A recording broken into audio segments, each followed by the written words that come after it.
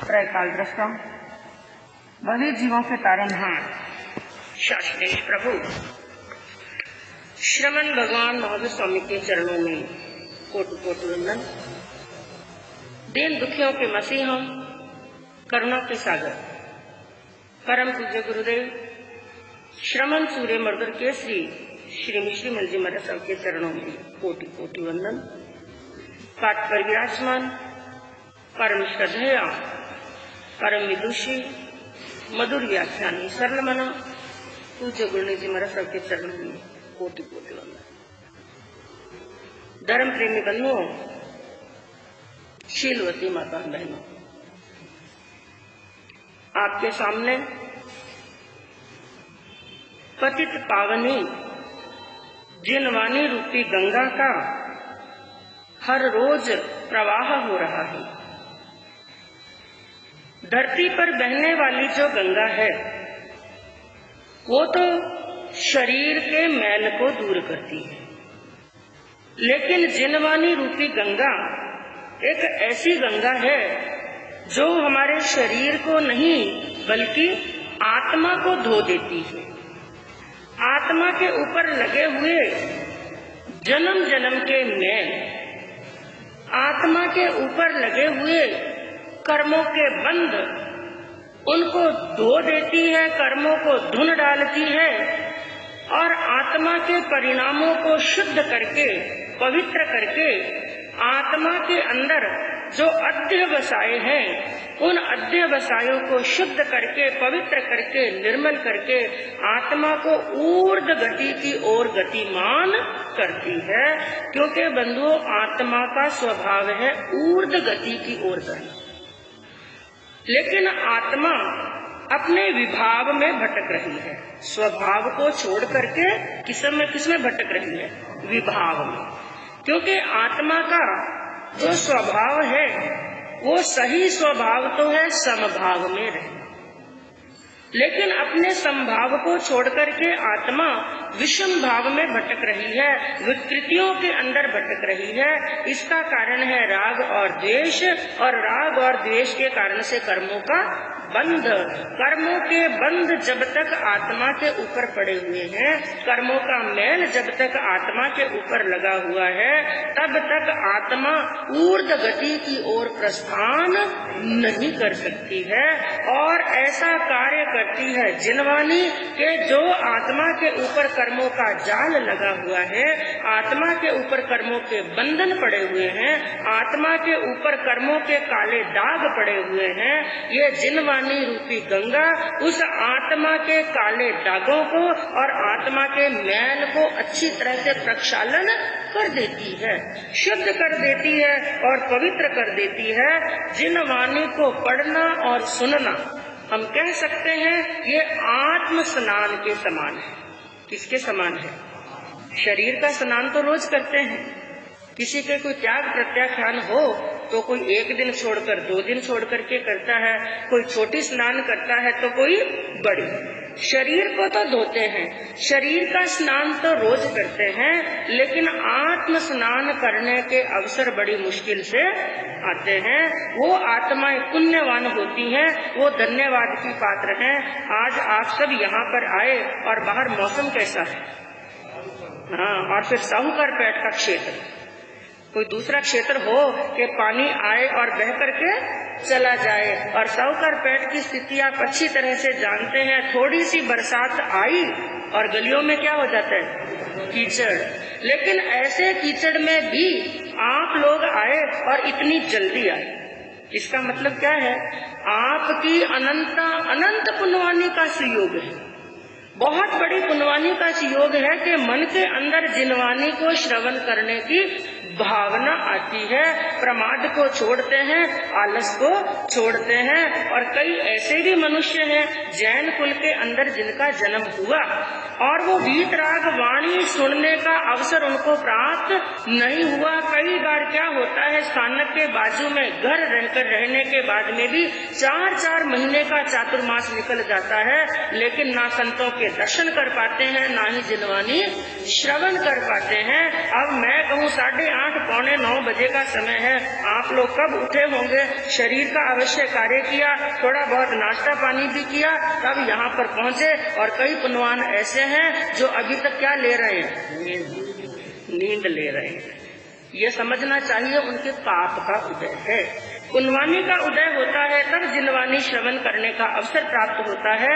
तो आपके सामने जिनवानी रूपी गंगा प्रवाहित हो रही है, इनको सुन करके अपने कर्मों की निर्जरा करने का प्रयास करेंगे।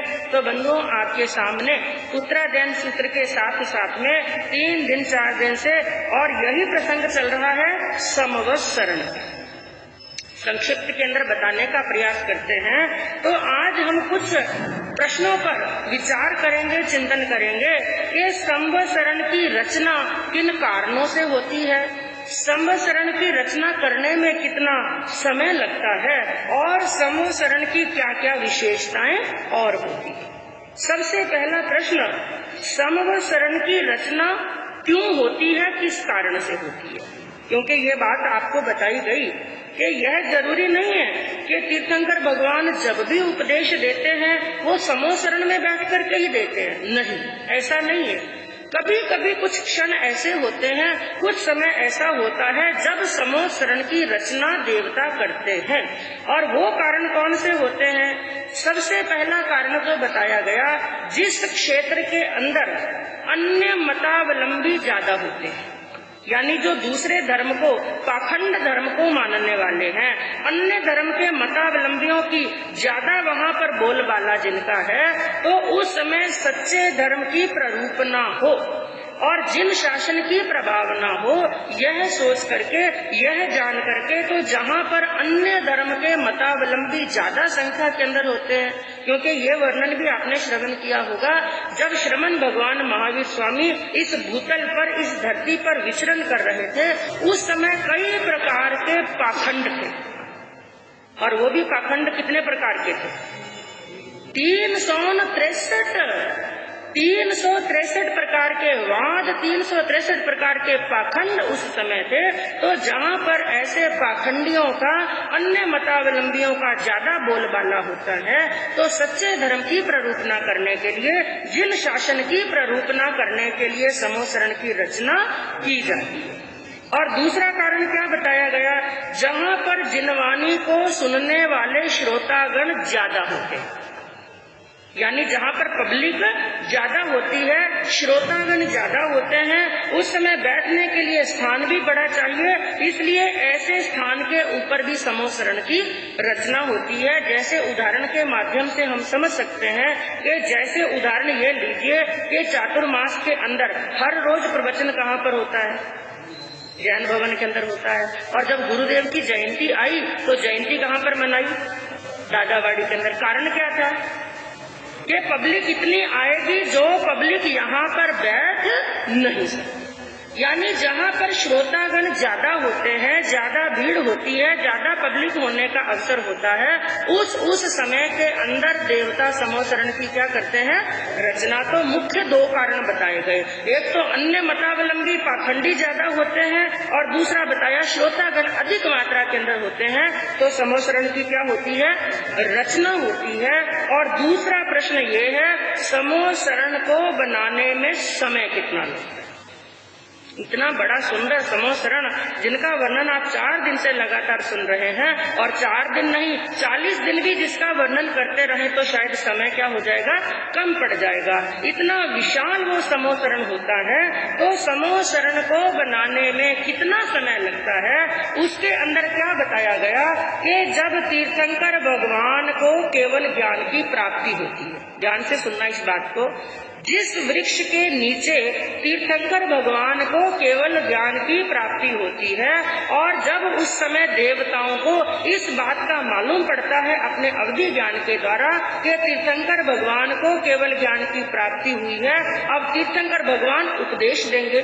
तीर्थंकर भगवान देशना देंगे। और जब पहली देशना तीर्थंकर भगवान की होती है तो वो चतुर्विध संघ की स्थापना करते हैं और 4 तीर्थ की, साधु, साध्वी, श्रावक और श्राविका, 4 तीर्थ की स्थापना करते हैं। तो पहला प्रवचन भगवान का समोसरण के अंदर ही होता है। तो जब देवताओं को पता चलता है भगवान को केवल ज्ञान हो गया और भगवान देशना देंगे, तो समोसरण की रचना करते हैं। और उस समोसरण को बनाने में मात्र 1 मुहूर्त लगता है।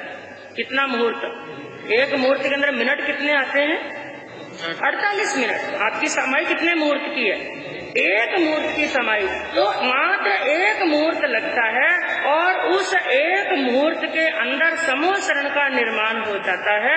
और जब तक समोसरण का निर्माण होता है, उस 1 मुहूर्त तक भगवान उसी वृक्ष के नीचे बैठे विराजे हुए रहते हैं। और उसके बाद में भगवान समोसरण में आते हैं। और जब भगवान की किसी भी तीर्थंकर, प्रत्येक तीर्थंकर के लिए ये नियम है, जब उनके केवल ज्ञान होने के बाद में पहली देशना होती है तो 48 मिनट के अंदर समोसरण की रचना हो जाती है। और देवता क्या करते हैं, जिस वृक्ष के नीचे भगवान को केवल ज्ञान की प्राप्ति हुई, उस वृक्ष की एक टहनी तोड़ करके, एक डाली तोड़ करके लाते हैं। और जहाँ पर समोसरण के अंदर स्फटिक के सिंहासन पर बैठ करके भगवान देशना देते हैं, और वहाँ पर कौन सा वृक्ष होता है? अशोक वृक्ष। तो जिस वृक्ष के नीचे बैठ करके भगवान को केवल ज्ञान की प्राप्ति हुई, उस वृक्ष की एक टहनी तोड़ करके लाते हैं और अशोक वृक्ष की शाखा के साथ में उसको बांध देते हैं। तो मात्र समय लगता है 1 मुहूर्त का। और कल आपको बताया गया जो अष्ट प्रतिहार्य, यानी तीर्थंकर भगवान के 8 प्रतिहार्य होते हैं, उनके अंदर एक होता है अशोक वृक्ष और एक बताया गया था 3 छत्र। भगवान के मस्तक के ऊपर कितने छत्र होते हैं? 3 छत्र। और ये 3 छत्र किसका प्रतीक है? ज्ञान, दर्शन, चारित्र का। लेकिन यहाँ पर क्या बताया गया, वो 3 छत्र इस चीज का प्रतीक है कि तीर्थंकर भगवान 3 लोक के स्वामी हैं। लोक कितने हैं? 3। कौन कौन से? ऊर्ध्व लोक, मध्य लोक और अधोलोक, यानी ऊपर का लोक, बीच का लोक और नीचे का लोक। तो तीर्थंकर भगवान तीनों लोक के स्वामी हैं। इसका प्रतीक होते हैं 3 छत्र। और एक आपको बताया गया कि भगवान जहाँ पर बैठ करके, जिस सिंहासन पर बैठ करके भगवान देशना देते हैं, वो सिंहासन किस चीज का बना हुआ होता है? स्फटिक का सिंहासन। क्योंकि बताया गया था कि मंडप भूमि के बीचों बीच 200 धनुष ऊंची पीठिका होती है। पीठिका के ऊपर स्फटिक का सिंहासन होता है और स्फटिक के सिंहासन के ऊपर अदर 4 अंगुल ऊपर भगवान वहाँ पर विराजमान होते हैं। तो स्फटिक के सिंहासन की भी एक विशेषता बताई गई बंधुओं। वो कोई सामान्य सिंहासन नहीं होता है। उस सिंहासन की ऐसी विशेषता है कि जब भगवान उसके ऊपर विराजमान होते हैं, भगवान का मुख चारों दिशाओं के अंदर दिखाई देता है। हाँ, आपने समोसरण का चित्र देखा होगा कि सबसे ऊपर भगवान अशोक वृक्ष के नीचे और उस सिंहासन के ऊपर विराजमान है। भगवान का मुख क्या दिख रहा है? चारों दिशाओं के अंदर। वो उस स्फटिक सिंहासन की ऐसी, क्योंकि देवताओं के द्वारा निर्मित किया गया स्फटिक सिंहासन है, तो स्फटिक सिंहासन की ऐसी विशेषता होती है कि भगवान का मुख, यानी किसी को भी पूठ नहीं, चाहे कोई किसी भी दिशा के अंदर बैठे, सबको क्या लगता है कि भगवान हमारे सामने। आप लोग सामने देखते रहो, उनका काम वो करते रहेंगे। अगर सामने आप देखोगे तो आपको ये सुनने में भी बड़ा आनंद आएगा और हम उसके साथ में, उस भाव के साथ में जुड़ जाएं, उस स्थान के साथ में जुड़ जाएं, तो बंधु हमारे कर्मों की निर्जरा अवश्य होगी, इसके अंदर कोई शंका नहीं है। तो वहाँ पर किसी को भी ऐसा महसूस नहीं होता कि पूठ हो रही है। भगवान का मुख उस दिशा के अंदर है और हम इस दिशा के अंदर हैं। जो किसी भी दिशा के अंदर, पूरी गोलाई के अंदर कहीं पर भी बैठते हैं, सबको ये लगता है कि भगवान का मुख क्या है? हमारे सामने है। और जिस समय देशना देने का समय होता है, उस समय देवता एक दिव्य ध्वनि करते हैं। जैसे आपको कल बताया गया था कितने करोड़ बाजे बजते हैं, 12.5 करोड़ बाजे बजते हैं। तो देशना जब भगवान की शुरू होने वाली होती है, देशना से पहले देवलोक के देवता एक दिव्य ध्वनि करते हैं। वो दिव्य ध्वनि किस लिए करते हैं? ताकि 1 योजन के अंदर रहे हुए मनुष्यों को, त्रियंचों को पता चल जाए कि भगवान की क्या होने वाली है, देशना। जैसे पहले व्हाट्सएप का ये जमाना नहीं था, फोन का जमाना नहीं था, तब जब साधु संत स्थानक के अंदर आते, प्रवचन होने का समय होता कि ये कल प्रवचन होने वाला है, तो संघ के अध्यक्ष मंत्री एक लेटर लिखते और पूरे गांव के अंदर सर्कुलर घुमाते थे ना, पूरे गांव के अंदर सर्कुलर घुमाते कि कल क्या होने वाला है, प्रवचन, या महाराज साहब हमारे स्थानक के अंदर पधारने वाले हैं। अब आजकल व्हाट्सएप आने के कारण से ये सर्कुलर घुमाना तो क्या हो गया, बंद। इसलिए आजकल क्या डाल देते हैं, मैसेज, और लोगों को और ज्यादा बहाना हो गया। कोई कहता है मेरे फोन पे व्हाट्सएप है ही नहीं है, कोई ये कहते हैं हमें व्हाट्सएप देखना आता नहीं है, कोई ये कह देते हैं मेरे बेटे या बहू के फोन पे व्हाट्सएप है। महाराज साहब उन्होंने हमें बताया ही, बहाने तो हम कितने भी लगा सकते हैं। हाँ, लेकिन सभी पब्लिक को जितनी भी परिषद आने वाली है, तो उस क्षेत्र के अंदर 1 योजन के अंदर यानी 12 किलोमीटर के अंदर जितने लोग हैं, आजू बाजू में सभी को ये समाचार मिल जाए कि भगवान की क्या होने वाली है, देशना। भगवान उपदेश फरमाने वाले हैं। और जब ये देव धुंदभी बजती है, दिव्य ध्वनि बजती है, तो लोग बड़े प्रसन्न होते हैं। जो भवी आत्माएं हैं, जो पुण्य आत्माएं हैं, बड़ी प्रसन्नता होती है कि आज भगवान की देशना सुनने का हमें अवसर प्राप्त। बड़ी खुशी के साथ में, बड़े मौज के साथ में लोग ऐसे समूह शरण के अंदर जाते हैं, ऐसे वहाँ की सीढ़ियाँ चढ़ते हैं कि मन के अंदर बड़ा प्रमोद होता है, बड़ी प्रसन्नता होती है, बड़ी खुशी होती है। कोई किस भावना से जाते हैं कि भगवान के दर्शन करेंगे, कोई इस भावना से जाते हैं भगवान की देशना सुनेंगे, कोई इस भावना से जाते हैं कि मेरे मन के अंदर जो प्रश्न है, जो जिज्ञासाएं हैं, उन जिज्ञासाओं का क्या करूंगा, समाधान करूंगा। लेकिन कुछ इसलिए जाते हैं वहां पर समूह शरण में जाएंगे और बाग बगीचे में घूमेंगे। आज भी साधु संतों के वहां पर जाते हैं तो श्रावकों की सबकी भावना एक जैसी नहीं होती है। जैसे एक हाथ की 5 अंगुलियां समान नहीं है, उसी प्रकार जो स्थानक के अंदर मान लो प्रवचन सभा के अंदर 100 श्रावक श्राविका आए, क्या सबकी भावना एक जैसी होगी? नहीं। कुछ तो क्या सोचेंगे, कोई बात नहीं, समझ में आएगा तो भी अच्छी बात है, नहीं आएगा तो कोई बात नहीं, अरे चारित्र आत्माओं के दर्शन तो होंगे, क्योंकि साधु के तो दर्शन ही पुण्य है।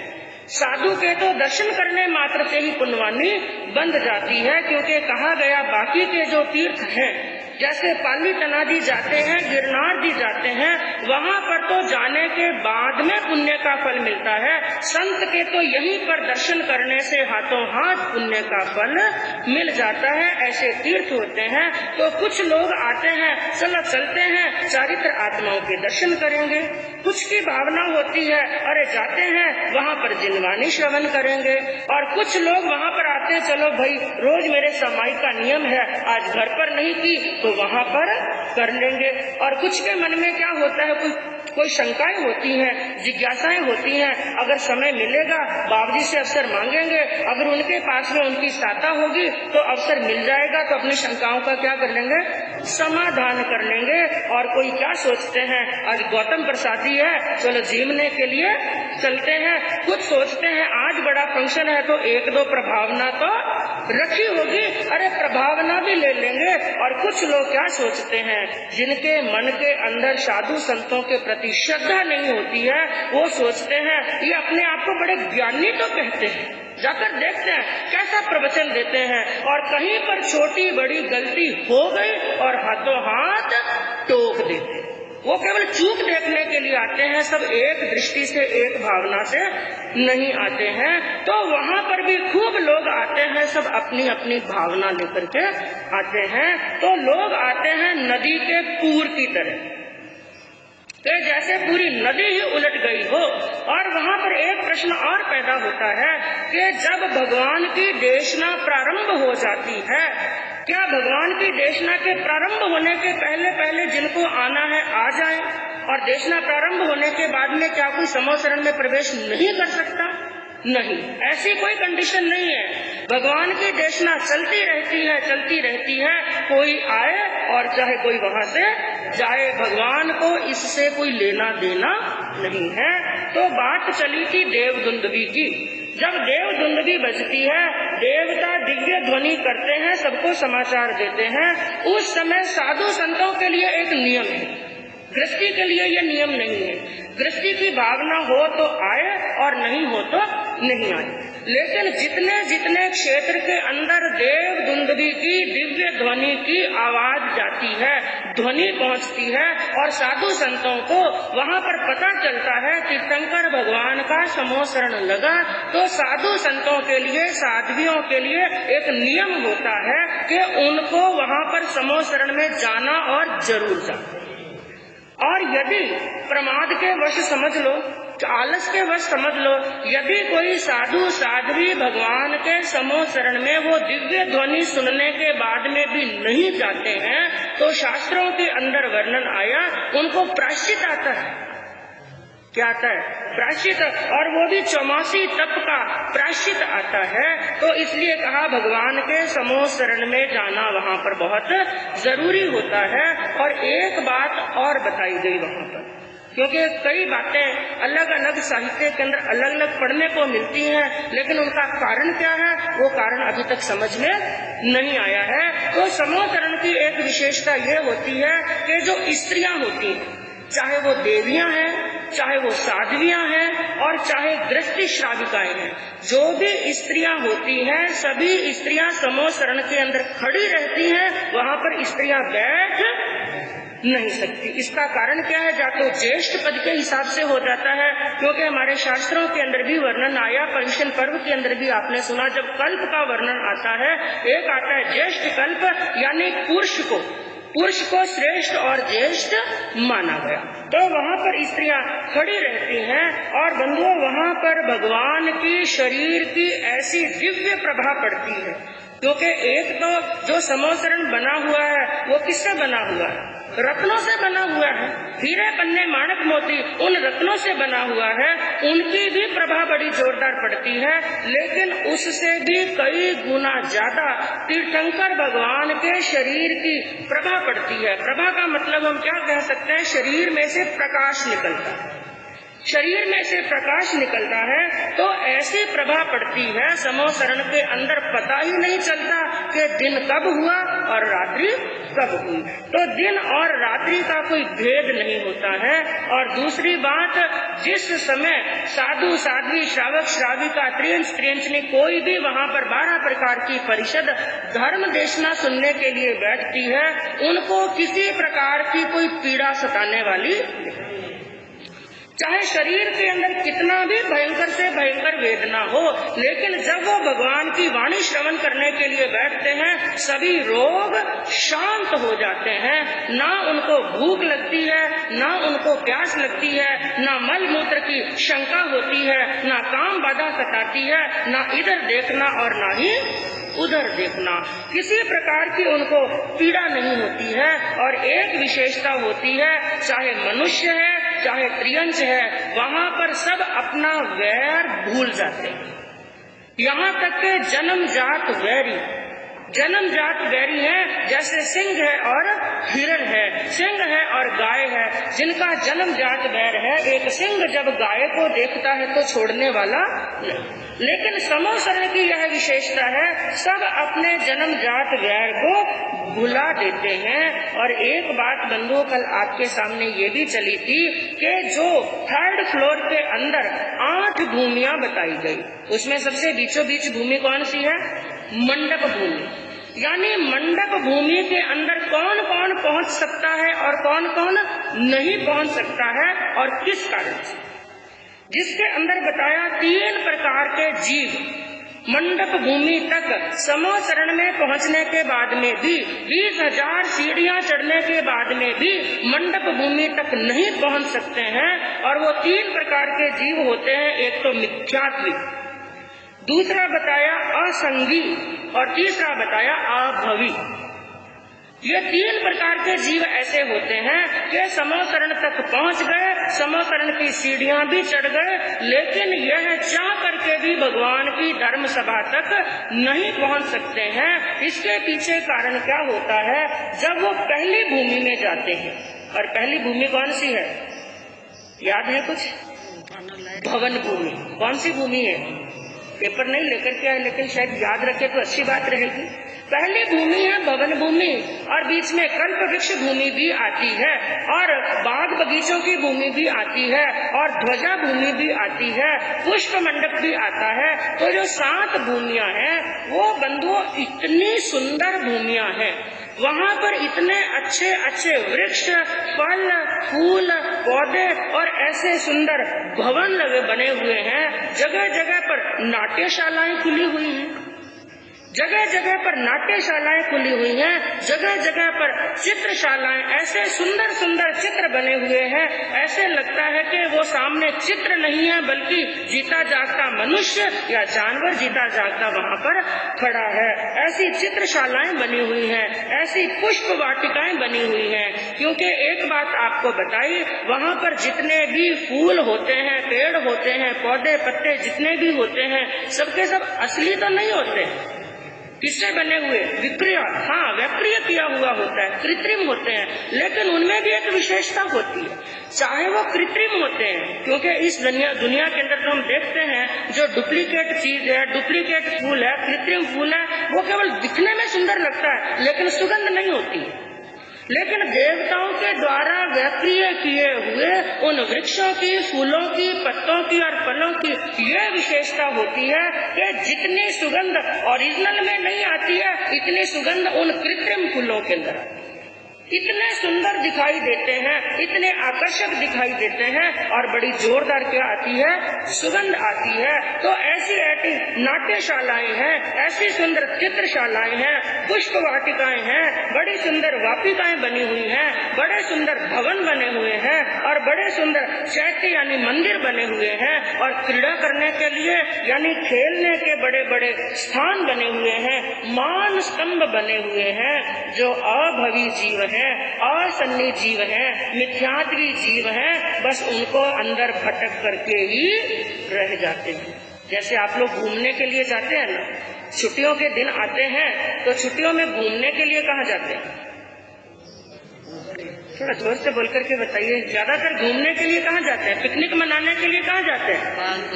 बाग और बगीचों में। अब ऊटी घूमने के लिए जाते हैं, वहाँ पर क्या है? बाग और बगीचे। बाग बगीचे उन फूलों को, पत्तों को, पेड़ों को देखने के लिए जाते हैं, या फिर राजाओं के किले देखने के लिए जाते हैं। मैं कहूँ वो किले भी आपको इतने सुंदर दिखाई देते हैं, इतने आकर्षक दिखाई देते हैं, जिनका निर्माण तो किसने किया? मनुष्य ने, सामान्य मनुष्य ने जिसका निर्माण किया। आज मैसूर का किला देखने के लिए चले जाओ, वो की वो चमक है, ऐसा लगता है जैसे देवलोक की कोई चीज धरती पर उतर करके आ गई। मैसूर का किला देख करके आते हैं, कितने दिनों तक वो चित्र भी आंखों से दूर नहीं होता है। लेकिन वहाँ पर जो किले बने हुए हैं, वहाँ पर जो भवन बने हुए हैं, उनका निर्माण तो कुबेर ने किया है। तो सोचो वो कितने सुंदर होंगे, वो इतने आकर्षक, इतने सुंदर होते हैं। बाग बगीचे भवन के अभवी जीव, असन्नी जीव, मिथ्यात्वी जीव समो शरण तक पहुँच करके भी भगवान के सन्मुख जा नहीं सकते हैं। तो बंधुओं, साधु संतों के सामने जाना भी बड़ा कठिन होता है। याद रखना इस बात को। साधु संत इतना लंबा लंबा विहार करके आपके नगर में आ जाते हैं, स्थानक में आ जाते हैं, लेकिन आपका घर स्थानक से आधा किलोमीटर भी नहीं है, लेकिन वहां से चल करके धर्म स्थान पर आना, ये भी आप चाह करके भी नहीं कर सकते हैं यदि पुनवानी का उदय न हो। आज इस धर्म स्थान के ऊपर बैठे हैं, इसका मतलब आपकी अनंत पुण्यवानी है, इसलिए आप धर्म स्थान के अंदर पहुँचे। तो बंधु, आगे समो शरण का वर्णन और किस प्रकार से आता है और भगवान की देशना कैसी होती है, आगे कल और इसका वर्णन करेंगे। तो आपके सामने अभी थोड़ी देर पहले स्वाध्याय किया, कौन से अध्ययन का? चौथा अध्ययन, चतुर्थ अध्ययन, और नाम क्या है उसका? असंस्कृत। संक्षिप्त के अंदर बताने का प्रयास करूंगी, क्योंकि एक बार पहले भी यदि आपको थोड़ा बहुत याद हो, इस पूरे अध्ययन का वांछन कई दिनों तक आपके सामने चला, लेकिन वापस रिपीट कर लेते हैं। असंस्कृत। एक शब्द आता है संस्कृत। संस्कृत एक भाषा है और संस्कृत शब्द का अर्थ होता है सदा हुआ, एकदम स्वच्छ, एकदम निर्मल, एकदम परिमार्जित। और असंस्कृत का अर्थ होता है जो बिगड़ा हुआ है, जो गंदा है, जो अपरिमार्जित। लेकिन यहाँ पर इसका मतलब वो नहीं है। यहाँ पर असंस्कृत शब्द का अर्थ क्या लिया है और क्या प्रभु ने फरमाया है, क्या देशना दी है। असंस्कृत यानी जो एक बार टूटने के बाद में वापिस जिसको जोड़ा नहीं जा सकता। ऐसी कौन सी चीज है जो एक बार टूट जाए वापिस कभी जुड़ने वाली नहीं? कौन सी चीज है? सांसें, आयुष की डोरी। सांसों की डोरी यदि एक बार टूट जाए बंधु, सामान्य इंसान के अंदर तो क्या, देवलोक के देवता में भी वो ताकत नहीं है, और देवलोक का देवता है तो क्या, तीर्थंकर भगवान में भी ताकत नहीं है कि अपनी टूटती हुई सांसों को रोक सके और क्षण भर के लिए भी अपना आयुष बढ़ा सके। तो इस अध्ययन के अंदर यही शिक्षा दी है, आयुष की डोरी टूटने के बाद में वापस जुड़ने वाली नहीं है, इसलिए समय को साध लो। 4 लाइनों के अंदर पूरे अध्ययन का सार निकाला, मात्र 4 लाइनों के अंदर समझने का प्रयास करेंगे। क्या कहा? सान न सकता है कोई जिंदगी को जान लो। सान न सकता है कोई जिंदगी को जान लो, प्राण ना देता है कोई तुम नींद से अब जागो। प्राण ना देता है कोई तुम नींद से अब जाग लो। स्वच्छंदता को छोड़कर, स्वच्छंदता को छोड़कर विजय पथ का हो वरण, रत्न त्रय आराधना से आत्मरक्षक हो श्रमण। यहाँ पर स्थान स्थान पर बंधो श्रमण कहा गया, साधु को कहा गया।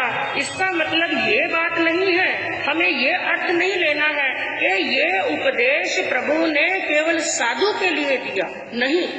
साधु को तो इंगित किया गया, साधु को तो मात्र इशारा करके कहा गया, लेकिन ये शिक्षा किसके लिए है? सबके लिए। ऐसी बात नहीं है कि साधु के आयुष की डोरी टूट जाए तो जुड़ेगी नहीं, लेकिन गृहस्थ के आयुष की डोरी टूट जाए वो जुड़ जाएगी, नहीं। ये नियम सबके लिए एक जैसा है, क्योंकि साधु भी एक आराधक है, एक साधक है, और गृहस्थ भी क्या है? एक साधक। बस अंतर केवल एक है, ये कह सकते हैं कि एक प्लेन से यात्रा कर रहा है और एक ट्रेन से यात्रा कर रहा है। क्योंकि साधु के व्रतों को क्या कहा गया?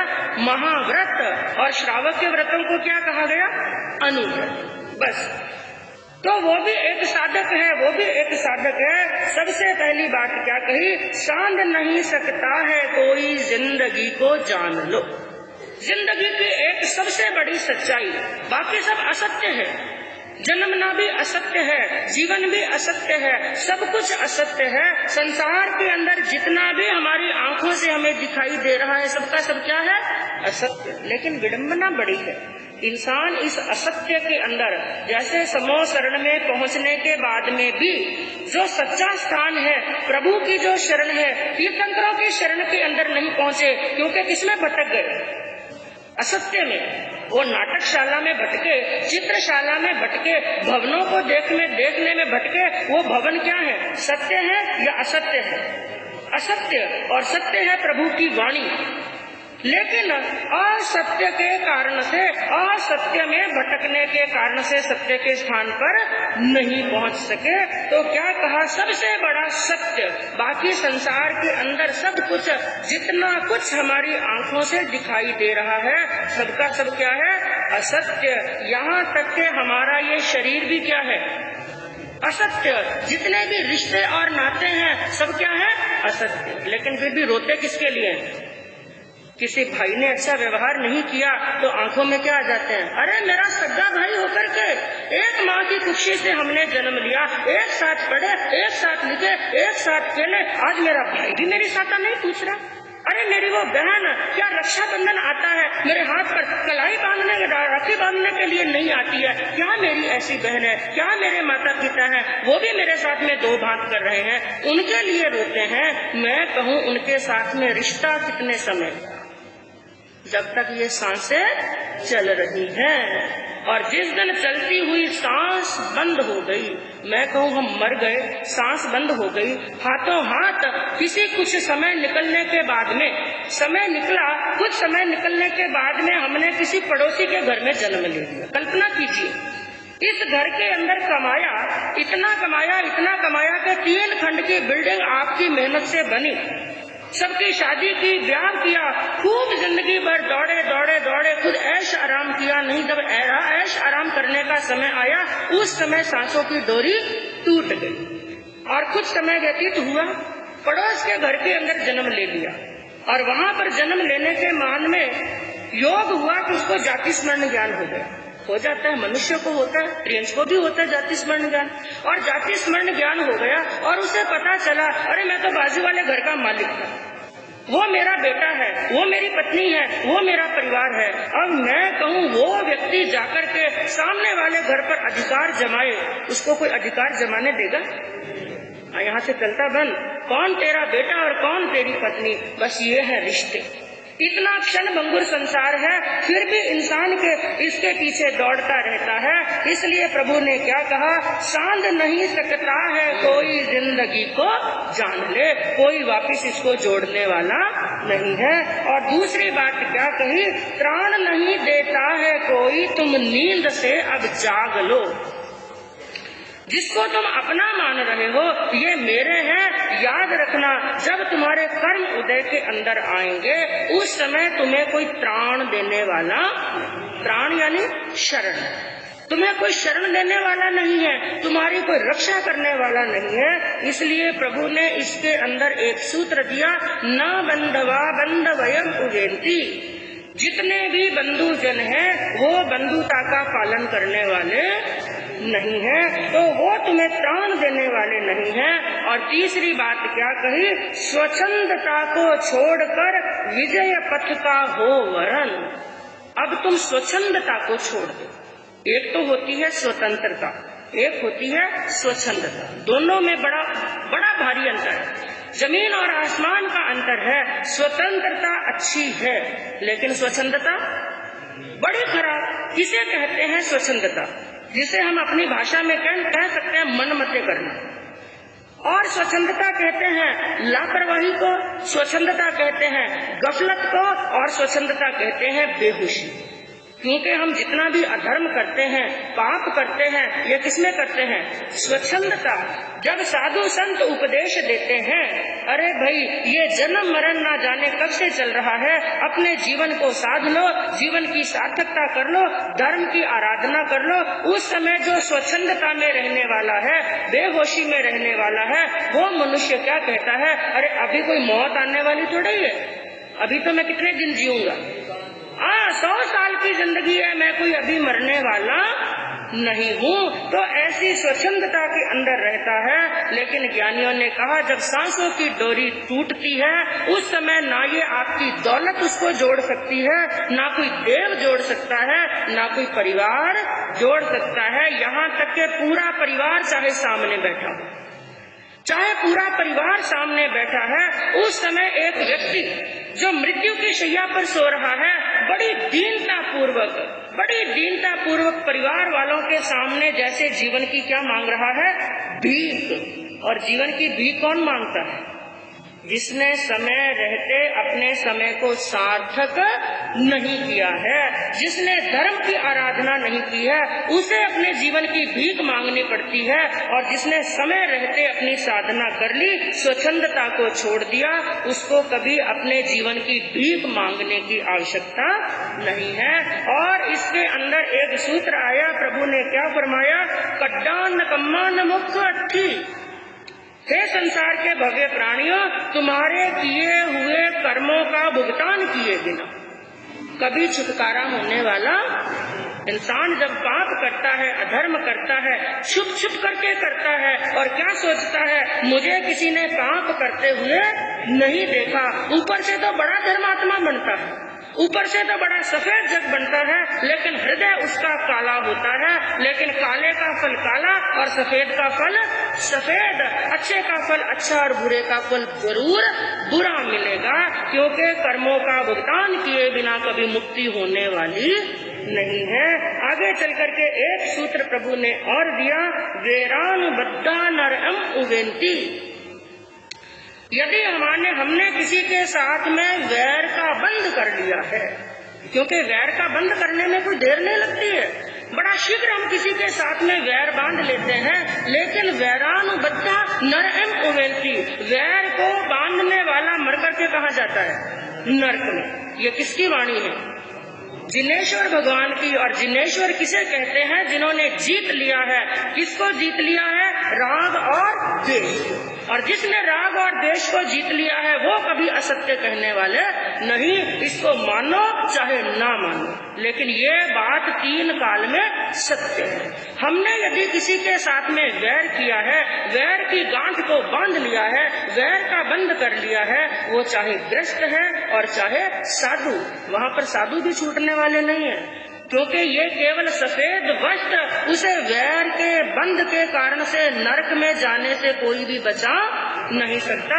इसलिए किसी के साथ में वैर नहीं बांधना। और कुछ लोग जब धर्म की बात आती है क्या कहते हैं कि हम धर्म बुढ़ापे में कर लेंगे। प्रभु ने क्या फरमाया? बुढ़ापे के अंदर तुमसे कुछ भी होने वाला। और पहली बात तो बुढ़ापा आएगा या नहीं आएगा ये भी कोई गारंटी नहीं है। इसलिए अपनी आत्मा की सत्ता को स्वीकार करो। कुछ लोग आत्मा की सत्ता को भी नहीं मानते हैं, वो ये कहते हैं कि आत्मा रूपी तत्व कुछ है भी नहीं।